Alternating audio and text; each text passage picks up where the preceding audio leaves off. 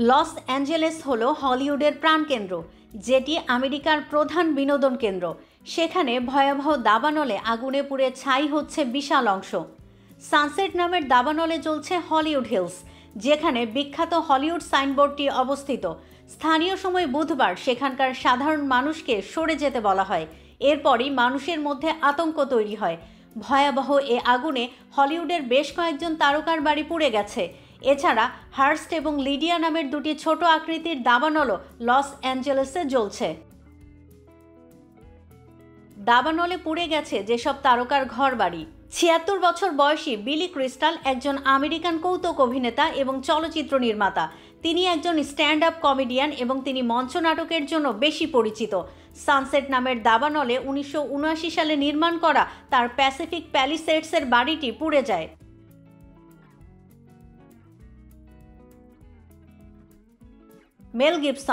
Mel Gibson American বংশোদ্ভূত Australian অভিনেতা ও চলচ্চিত্র পরিচালক। তিনি জানিয়েছেন টেক্সাসের অস্টিনে শুটিং করার সময় তার বাড়িটি দাবানলে পুড়ে গেছে।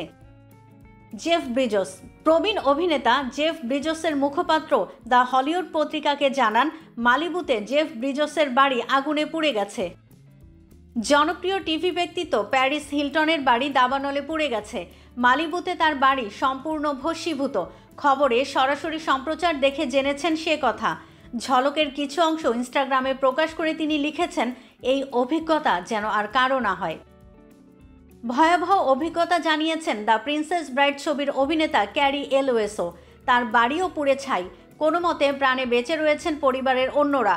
মার্কিন গণমাধ্যম TMZ জানিয়েছে, দাবানলে অস্কারজয়ী এই অভিনেতার বাড়িও পুড়ে গেছে। অনেকদিন ধরেই প্যাসিফিক প্যালিসেডসের বাসিন্দা ব্রিটিশ অভিনেত্রী কেট বেকিনসল। প্যাসিফিক প্যালিসেডসের ধ্বংসযজ্ঞের ছবি ইনস্টাগ্রামে প্রকাশ করে তিনি লিখেছেন, আমার ও আমার মেয়ের শৈশবের বেশিরভাগ সময় এখানেই কেটেছে। এক নিমেষেই আমাদের শৈশব হারিয়ে গেল। অস্কার, এমি ও গোল্ডেন গ্লোব জয়ী অভিনেত্রী জেমি লি কার্টিস সামাজিক যোগাযোগ মাধ্যমে জানিয়েছেন তার পরিবার নিরাপদ, কিন্তু তাদের বাড়ি রক্ষা পায়নি। তিনি উদ্ধারকারীদের প্রতি কৃতজ্ঞতা জানিয়েছেন। সঙ্গীত শিল্পী ও অভিনেত্রী ম্যান্ডি মুর ইনস্টাগ্রামে লিখেছেন, আগুন থেকে বাঁচতে তিনি তার সন্তান ও পোষা প্রাণীদের নিয়ে এলাকা ছেড়েছেন। তিনি আরও লিখেছেন, দাবানলে তার বসবাসের এলাকাটি ধ্বংস হয়ে গেছে।